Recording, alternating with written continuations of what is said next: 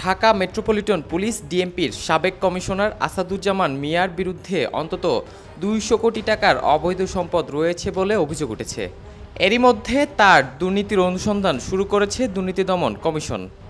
অভিযোগ আছে, ক্ষমতার অপব্যবহার করে অঢেল সম্পদের মালিক হয়েছেন আসাদুজ্জামান মিয়া।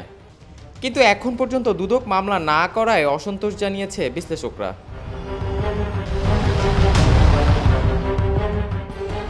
জমি, বাড়ি, ফ্ল্যাট সবই রয়েছে আসাদুজ্জামান মিয়ার।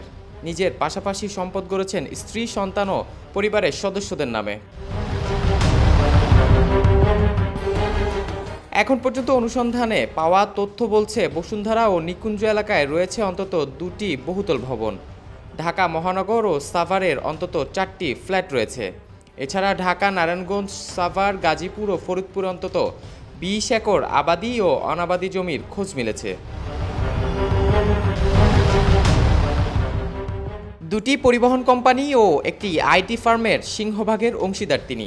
আসাদুজ্জামান মিয়া ও তার পরিবার এবং ৫ আত্মীয়ের বিরুদ্ধে অন্তত ২০০ কোটি টাকার অবৈধ সম্পদের অভিযোগ খতিয়ে দেখছে দুদক। বিশ্লেষকরা বলছেন, ক্ষমতার অপব্যবহার করে দুর্নীতির একটি ন্যাক্কারজনক উদাহরণ এই পুলিশ কর্মকর্তা।